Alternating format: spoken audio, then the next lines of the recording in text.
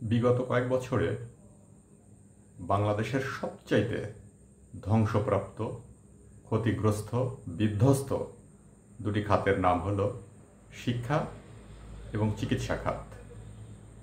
তো এই চিকিৎসা খাতের বিধ্বস্ত অবস্থা এবং সামনের সম্ভাবনাময় কিছু কথা নিয়ে আপনাদের সাথে কিছু মতামত আমি শেয়ার করতে চাই।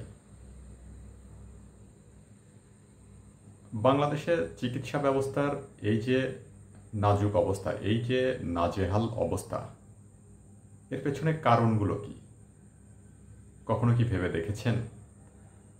এর পেছনে আমার মনে হয় বেশ কিছু কারণ থাকতে পারে।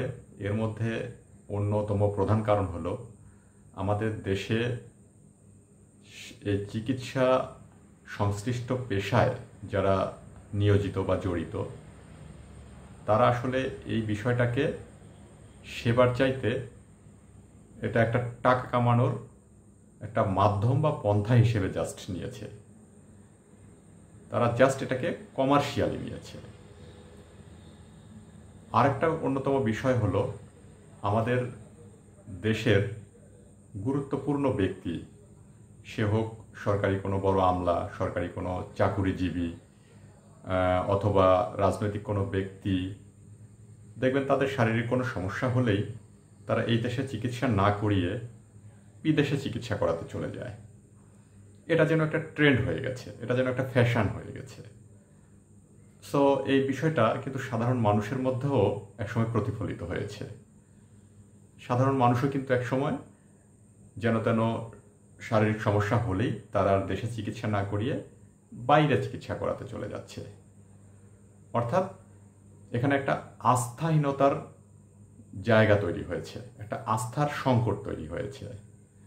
এই দেশের চিকিৎসা ব্যবস্থার উপরে মানুষের যেন কোনো আস্থা নেই, যে কারণে বড় বড় ব্যক্তি থেকে শুরু করে সাধারণ মানুষ কোনো রকম সমস্যা, শারীরিক সমস্যা হলেই যারা একটু সামর্থ্য রাখে বা যারা একটু সামর্থ্যবান, তারাই বিদেশে চিকিৎসা করার জন্য চলে যাচ্ছে।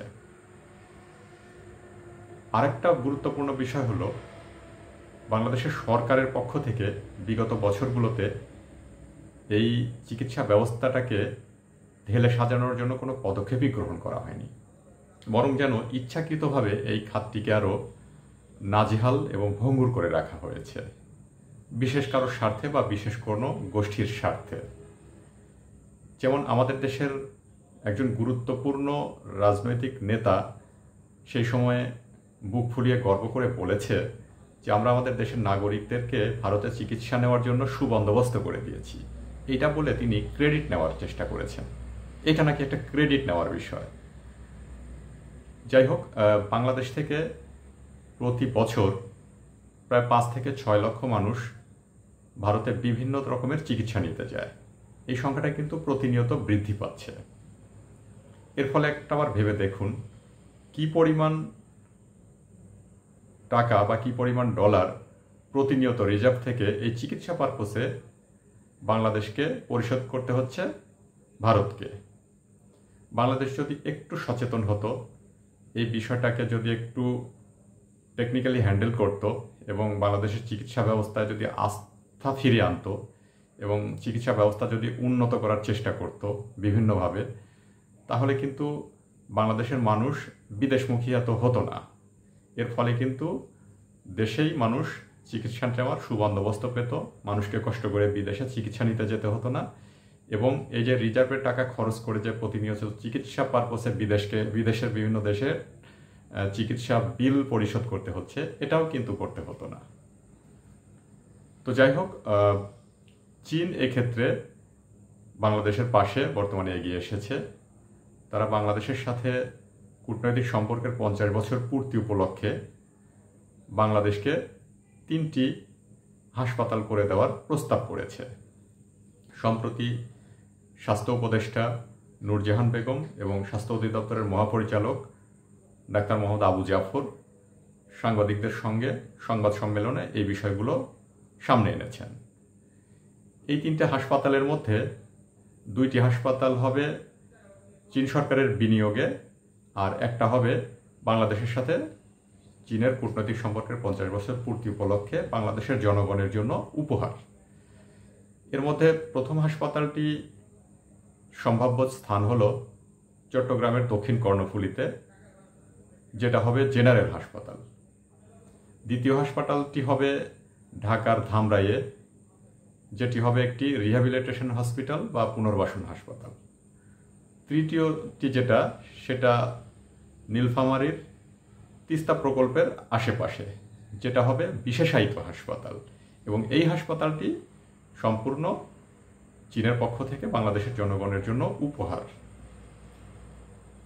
এখন কথা হলো, এই হাসপাতালগুলো যদি বাংলাদেশে ঠিকমতো রান করতে পারে এবং বাংলাদেশকে বিদেশমুখী চিকিৎসা ব্যবস্থা থেকে যদি ফেরাতে পারে, তাহলে একদিকে মানুষ যেমন স্বাচ্ছন্দ্যে দেশের মধ্যে থেকে চিকিৎসা নিতে পারবে, আরেকদিক থেকে চিকিৎসা ব্যয় বাবদ যে টাকা প্রতিদিন বিদেশে চলে যায়, বিপুল পরিমাণের টাকা, সেটা থেকেও কিন্তু বাংলাদেশ মুক্তি পাবে।